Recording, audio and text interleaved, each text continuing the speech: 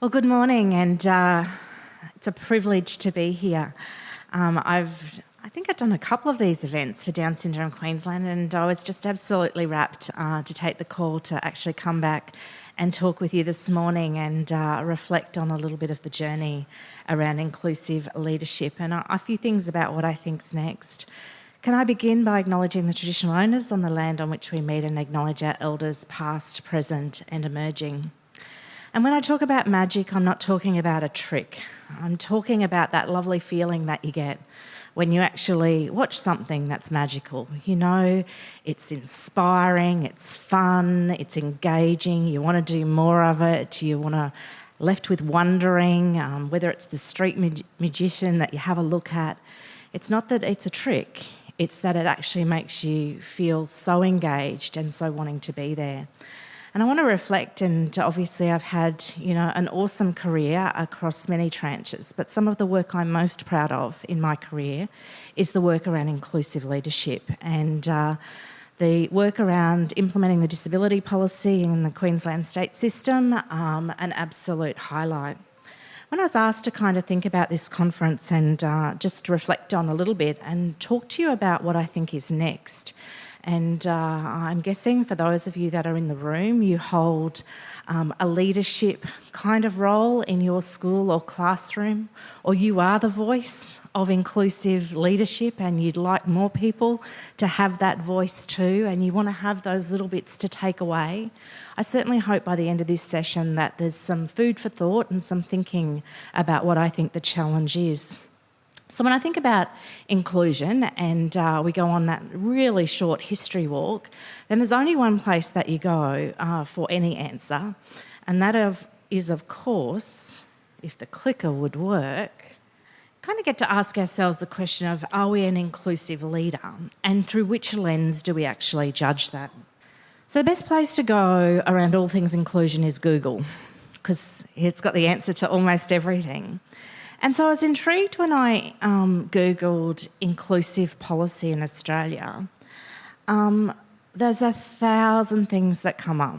I was really pleased that the Queensland policy came up, and of course it has led some of the world conversation around inclusion. And just prior to COVID, the very last thing I did before I joined the COVID response, I think, in the agency, was to travel to Vienna to receive the United Nations Award for the most innovative policy for people with disability in the inclusion space. And of course, I was in Dubai airport travelling home, wondering why everybody was wearing a face mask except me. And in that spirit of time, by the time I landed, we were just about, almost into closing the borders. So it never got the recognition that it should have got in Australia, but certainly got the recognition where it matters most, and that is around the work that we do in classrooms. But my wondering now and the importance of policy, and when there is no policy, it's really important that you come up with something. But now I guess I turn my attention to the thinking around practice. And I would go with, we've got more than enough policy about inclusion. We have more than enough conversation.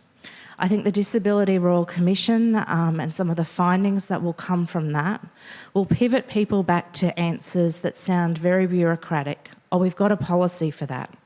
And I'm fairly sure in your schools and in your setting, and if you're the leader of, you've got a policy for that. And, we need to now think about, well, what's holding inclusive education back? Because it's not where the policy says it is. And the reality for many students and families is that the gap between policy and practice is enormous. And, there isn't really a day goes by that there isn't some type of media report that talks about a lived experience of an individual or a student or of a family or of the navigation of whatever it might be, that becomes, really difficult to manage. So what is it that we need to do? We've got the policy, we've got all the rules under the sun.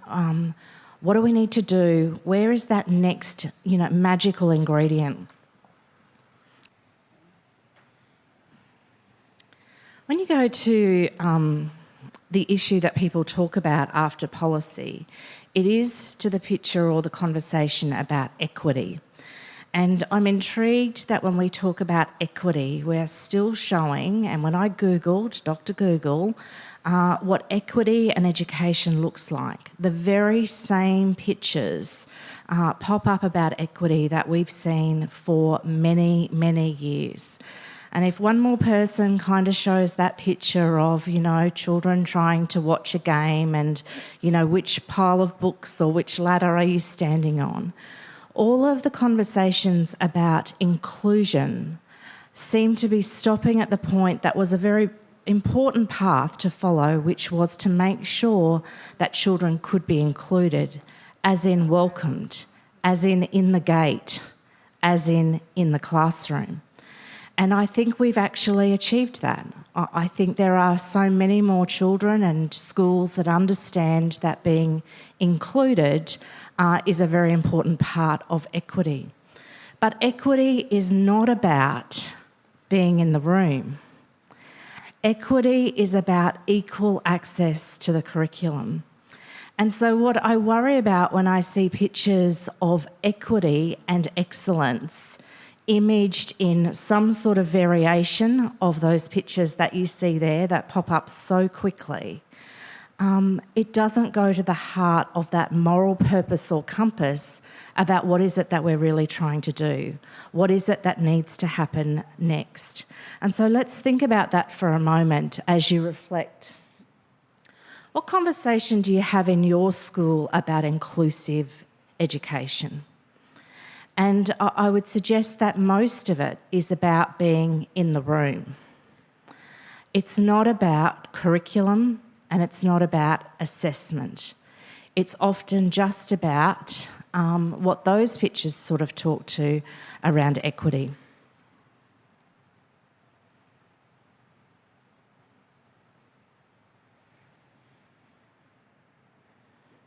When I Google inclusive practice, which I think should be about education, it is the same sort of imagery that comes up, which is the gap that we've got in schools. We haven't yet had a really strong conversation about what inclusive practice looks like.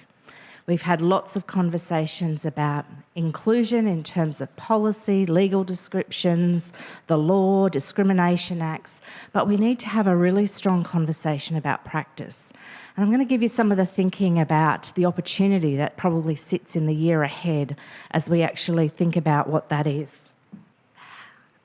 The Alice Springs Declaration, and if we think about curriculum and we go to the source documents, so if we think about where is it that the conversation in schools is actually at? It's about equity and excellence, and obviously the Queensland state schooling system has released a plan about that. But that plan is actually for all schools and for all children in Australia. And once again, at the end of 2019, at the signing of the Alice Springs Declaration, there were two important goals around what it is that we wanted for all children in Australia. And that was to take that inclusive policy, all of those documents that we'd seen across the country, and put it into one educational vision, and to update what had been the Melbourne Declaration into the most current version. A little like my trip to Vienna, there's some parts of the Alice Springs Declaration that then got lost in the last couple of years, but is absolutely back on track in terms of what every state system needs to do and what those two goals are that we want for all Australians. The things that I like about those goals is that it puts inclusion right into the story. It is not a separate bubble. It is not an add-on. It is not something different. It's embedded into the heart of the work. And so as we think about what it is that we change in schools and need to do, it's actually from that document that people, I think, are gleaning the most knowledge and advancement of what it is that we need to do next.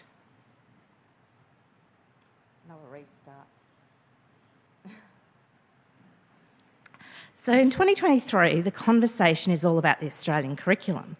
And of course, the Australian curriculum has been rewritten off the back of that Alice Springs Declaration. It is that declaration of those two goals that saw the writing of the Australian curriculum. And it's a really interesting conversation now that I overhear as people say, oh, we're really focused this year on the curriculum. And I kind of want to say we're really focused this year on the implementation of the 2 goals from the Alice Springs Declaration. And we're really focused on what the revision of the Australian curriculum was, and that was for it to include all children and to declutter and provide opportunity to focus on what it is that we need to teach, but for teachers to have time to teach it.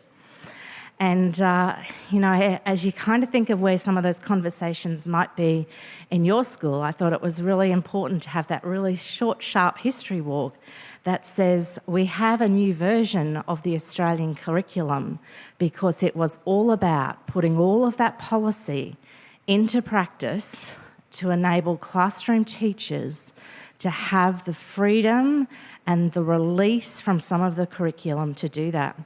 Now, in some settings and in some schools, I hear the direct opposite of that.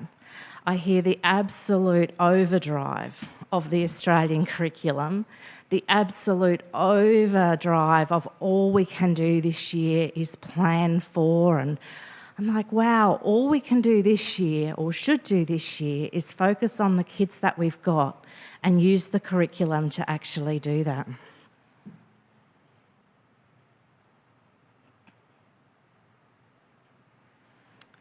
Inside that document is actually a lovely section. It actually has those light bulbs if you've had a good look at the Australian curriculum. Sometimes we get lost in all the versions and the links, or we only look at the last thing. But there's some really nice, I kind of like those light bulb sort of moments as it talks about inclusion at the very front end of the curriculum planning and the thoughts that we need to do. So if we asked ourselves a couple of questions, and always really good questions to ask, we know that the curriculum is where students thrive, especially students with a disability, especially students for whom a learning adjustment is required. But we also know that that's the area that we truly need to get to. And, even in some of the conversation and the chatter this morning, we often focus for students about an individual curriculum plan. And that is really important. But it's not to have a different curriculum plan. It is to be part of the class curriculum plan and for that to be individualised during the course of instruction to the whole class. And so the gap for me from policy to practice is there's a big missing bit. And so what is it that you take back to change the conversation in your school? We could go back and sort of say, well, wow, we've got an awesome opportunity in 2023. We're focused on the Australian curriculum, but it gives us all the light bulb moments to do all those things we've always wanted to do and to get into place. Let me show you a couple of things about that.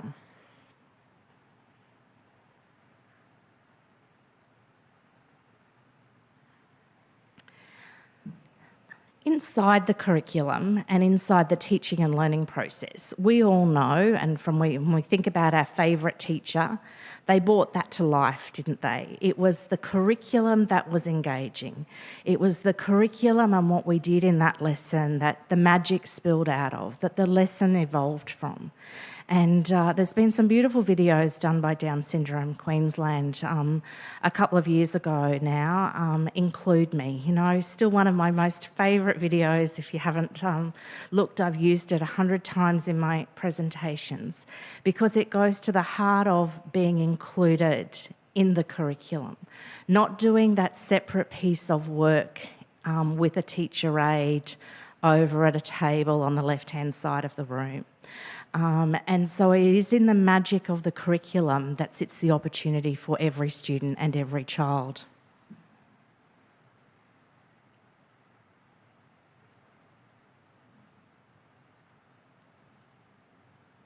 Really sorry, now this computer is restarting. You know what, I think I might ditch the PowerPoint and just keep going because now that is doing a major shutdown. Can't we? So when in some of the work that I do now, it's about that curriculum and assessment piece.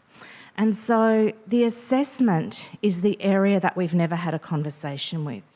And if I was to, stand up bravely or boldly at any one of the Australian events, it would be that we need to now have a conversation about assessment. And, when you think of assessment and you think of both formative and summative, it's actually in the rules that we've created about assessment that curriculum falls over. So if I gave a couple of examples of that, and I've got some nice imagery there that can talk about, our thinking about assessment. And in the conversation that you'll have about 2023 curriculum, it will no doubt lead to not what we're teaching, but it should dominate in, but how are we assessing? And that, of course, leads to some very traditional thinking. And it's in that traditional thinking that lies our biggest challenge about inclusion. So let's think about maths. And of course, the maths teachers will culminate all learning of a 10-week unit in one test. There is nothing in the Australian curriculum or in our guide to assessment that says that all learning equals one 40-minute test. It talks about what are the assessment standards, what do we need to achieve, what's the content, and what's the formative work that builds towards that. And in the work that I now do, focused on the learner first, and it doesn't matter whether you're a learner from a culturally diverse background, a student with disability, the most gifted child in the room, it's actually the power of how the teacher engages across that 10-week unit with the curriculum and builds the profile of their learning towards an assessment folio of work that says what you can do, not what you can't do. And while I do believe that we need tests and a variety of measures, it's not in a one-hit wonder. And so for all of our students to thrive and for teachers to feel better about teaching, the conversation about the curriculum planning needs to go to a conversation in this country around assessment. And I had an example the other day where I was working with some teachers who said, oh yes, well, we've got quite a number of students in this room who have dyslexia. I was like, oh yeah, okay. Oh, well, they get 5 minutes more on the test to complete it. I'm like, wow. So some of those students might need half an hour more on the test to complete that. She said, oh, well, that's not fair. And so that very notion of equity and those pictures I put up at the beginning about, equity being, make it look like it's equal, is not the definition of equity as it applies to curriculum and of a deep understanding of assessment.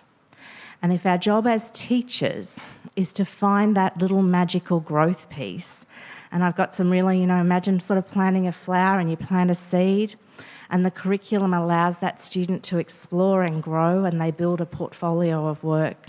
I had a very similar experience with my own daughter where the teacher said to me, I know she knows the work, she just couldn't put it down on paper during the test. And I said, but where does it say that she needs to put it down on paper in the test? And this is in a primary school environment. Oh yeah, good point, Deb. It doesn't actually say that. I said, no, we've really got to talk about inclusive assessment. What is it that we do as educators? And often teachers know, and we absolutely know what our class can do. We know deeply what individual students can do, but we don't always know that in a way that says, well, then there's a whole lot of rules. And as we work with schools and with leadership teams, unpacking those rules about assessment, I call them assumption shadows. We've got all these assumptions about the things that we think we have to do. And often it's really good to point people back to, well, just go back to the Australian curriculum and go back to, if you're in a state system, the P12 CARF document and read those carefully, because they provide the magical ingredients to be able to say, oh, we can do this very differently.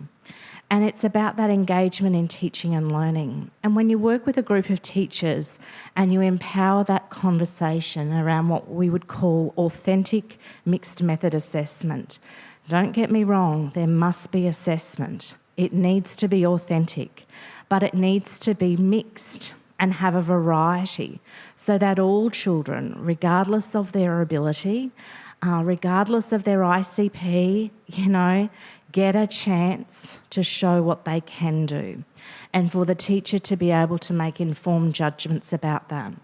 What's interesting is when you moderate a group of teachers that have used a variety of assessment methods, it is so much more engaging around the moderation table for why it is that a child gets a particular result. I was working with a principal of one of our very large high schools in the centre of town that has used authentic mixed method assessment in the design of their school from the ground up. She said to me just last week, Deb, I overheard a student say to me, "Oh, miss, you'll have to go and talk to that teacher.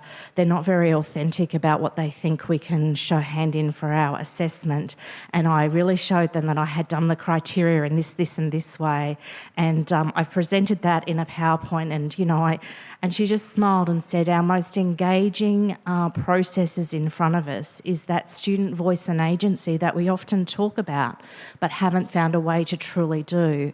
And it sits in the space, I think, about, releasing a little bit from the curriculum, knowing our students individually about what they can do, and having some really deep conversation in schools, not about the overview of the curriculum, but of the expectations of the assessment of how it is that we'll make judgments about that.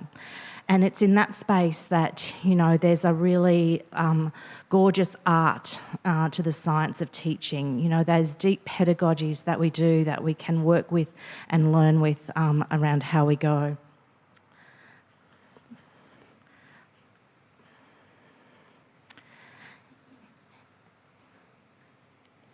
It's kind of a simple equation, teaching. We've made it very complicated. But, when you go down to the heart of it, it's what does my kids need to know? What's in the curriculum? Most important question, who are my students? What do they all need? What's the resources that I've got? I need to combine that with their social and academic learning. And that's a very big part. Goal 2 of that Alice Springs Declaration was all about the importance of social and emotional learning. Never been more important post-COVID that is integrated into the classroom, into the activities, into the learning experience, into the confidence that students have. So as I said, authentic assessments get you to see the whole learner, to meet the objectives and to do all of that work. So those little seeds I talked about that says that, inclusive assessment is where we find that good and we grow it. If I give you a visual of that, I think it doesn't look too different to when I went to school. It probably doesn't look too different with you do an activity, you do a lesson, you do a test and you do an assignment. And there's a whole lot of important stuff missing from that. And, the conversation about disability, about culture, about Indigenous students sit in the gaps. And it's actually those gaps that are our most powerful teaching moment. And when you fill them with conversations with children, with learners, with student voice, with agency, with peer assessment, self-assessment, the richness of the curriculum comes to life. It is where all of those students can benefit and play a role. It's also where they learn to contribute to their team, to their school, to what contribution will look like when they actually leave. And it's absolutely where I think the heart of teaching and learning lies and where all students thrive. It does sit in the rules. So I've done this a couple of times and people say, "Oh, but Deb, there's a lot of policy about assessment." And I say, yeah, there absolutely is. But read it carefully. It's often not in the myths and legends of what we've created in school documents about assessment. It probably is that lovely conversation where the maths teacher says, "Oh, so I can do it differently." because I know these kids actually know some of this. I also know that with mental health, they can't perform under an exam condition, and therefore they don't get the B they deserve, they get the D that the pressure of the exam put them under. And so it doesn't matter through what lens we talk about requiring an adjustment, be it intellectual disability, be it for emotional support, be it for right time, right place. It goes to the heart of what is it that we are trying to teach. How do we know that we've taught it? What is all of that good formative work that leads to that summary of all of that good work across a 10-week term, and how is it that I would rate those students at the end of it, and what do I have to do that? It unravels the need for ICPs. And that's a very controversial topic, and I bravely go there. ICPs in their heyday and their early day were often about getting children into the room, often about saying, well, I can't as a teacher manage or cope with what will be that individual child's plan. There are many parts of version 9 of the Australian curriculum that allow us to unravel that, to say we acknowledge that all children in Australia go to mainstream schools. We acknowledge that teachers teach a variety of students, and we acknowledge that the curriculum will have space for you to deliver that for whatever learning needs that you have there. It's a really difficult and different conversation. It's very challenging. We'll either do two things in this country. We will either do what we've always done and write a plethora of policy and planning documents, or we will be bold and brave and take the big step forward of allowing a more contemporary view. It's interesting if you put the ChatGPT artificial intelligence debate, if you're in secondary schools, across the top of, write that essay in English. And I had a group of teachers the other day say, well, Dad, this just changes everything. I said, well, no, it doesn't. It will show creativity and cleverness and access to a variety of information and tools. But as the teacher in your 10-week unit, in the work that you do in your class, you know where all of your students are at. You know to what standard they can actually perform. And so thinking about the assessment and maybe that, write an essay, do most of it at home and hand it in to determine your result isn't our best teaching moment about some authentic and engaging curriculum and assessment that leads. So the answers to the rules do sit there, and that definition of equity is where the greatest debate is, because the little question that screams in staff heads or in your head is, but is that fair? And so the conversation about what is fair goes to the heart of what is inclusion and what is it for society, and not just about education, but what is fair. And the moment that you make adjustments for children to be successful, that is fair. And when you make reasonable adjustments, and maybe the student with dyslexia who has a mild dyslexia needs an extra 10 minutes on their test, and maybe someone else needs an hour, and maybe someone else needs to sit in a quiet room by themselves, and maybe someone else needs to show it to you differently altogether. That's truly equity. And they're very interesting conversations. I'm not saying that any of that is easy, but it is what takes us to the next step. It is the combination of that academic learning and social emotional learning that equals the heart of contribution. It's what the kids love. And so the other great power in this is that, everybody loves to be included in their class, and everybody loves engaging curriculum. And if kids get to be able to show it to you in a variety of different ways, then the teacher loves that. The magic happens in the room, and kids thrive. And I was with a prep teacher the other day. She said to me, I was going to go, Deb, and she was part of a group of work we were doing with some change leadership. She said, it just changed my entire thinking. We got the teachers to focus on their least served learner in their room. Often that is a student with disability. So the student that they think that they're not touching or reaching or not sure how to.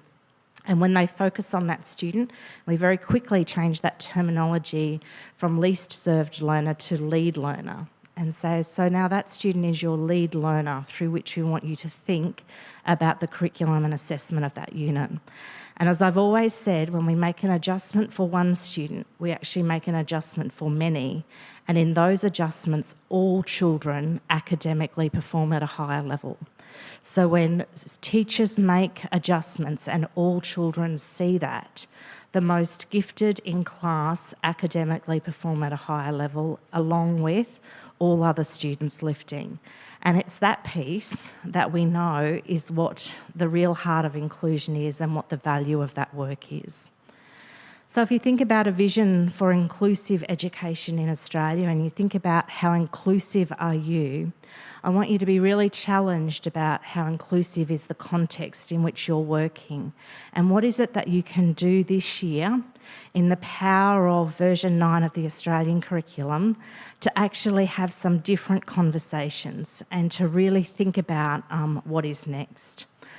I'm privileged to be working with Joanne McEachern. Many of you may know her. She is the co-author with Michael Fullan of all of the work around deep learning and new pedagogies. And it's been through the lens of that work that many schools are having a conversation about deep learning, deep reflection, deep pedagogy. She's off writing her next book, and I'm proudly CEO of her company across the globe.